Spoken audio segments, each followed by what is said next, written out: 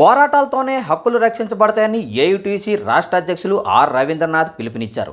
ఈరోజు ఉదయం జరిగిన ఏయుటీసీ జిల్లా 15వ మహాసభల సందర్భంగా స్థానిక డైమండ్ పార్క్ నుండి మున్సిపల్ గ్రౌండ్ వరకు ర్యాలీ అనంతరం బహిరంగ సభ జరిగింది.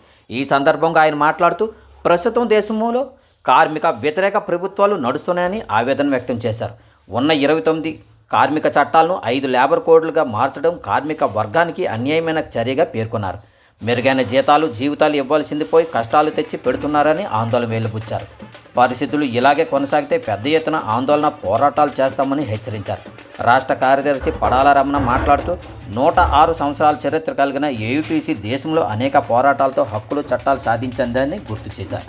ఈ మహాసభలో నాయకులు T Tirupatirao, CH Govindarao, Seshu, T Mutyalarao, D Kiran, Y Suryanarayana, B Appalaraju, Labbaraju, K Appalaraju, Parthasarathi, Vasudevarao, Sunitha, Suryakala, Seethamma, Shaik Bhanu, Lakshmi Rama, Chandra, Rasool, Suresh, Gurumurthy తదితరులు పాల్గొన్నారు.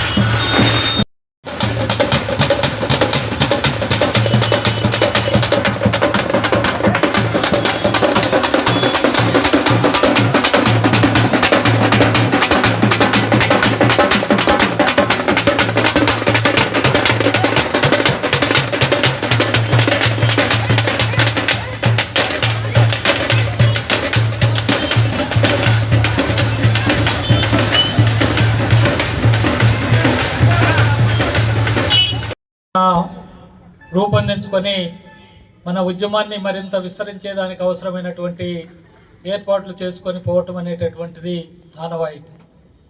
అయితే ఈ సందర్భంలో ఈ రోజుల్లో ఇప్పుడున్నటువంటి పరిస్థితుల్లో ఏఐటీయూసీ మన నిర్మాణం, మన పోరాటాలు, మన యొక్క ఉద్యమాలు, లేకపోతే మన కార్యాచరణ ఇవే కాకుండా ఈరోజు కేంద్ర రాష్ట్ర ప్రభుత్వాలు అవలంబిస్తున్నటువంటి కార్మిక వ్యతిరేక విధానాలు, నిర్ణయాలు పటిష్టంగా ఈ ప్రభుత్వాలు అవలంబిస్తున్నటువంటి విధానాలు, ఉన్నటువంటి చట్టాలు, గతంలో పోరాటాలు చేసి సాధించుకున్నటువంటి చట్టాలు, గతంలో ఉద్యమాలు, ఈ ఎర్ర జెండా నాయకత్వాన ఈ ఎర్ర జెండా పోరాటాలు, ఈ ఎర్ర జెండా ఉద్యమాలు, మరి ఈ యొక్క కేంద్ర విధంగా మన నిర్మాణాలు మనం పెంచుకోవాల్సినటువంటి అవసరం ఉన్నది.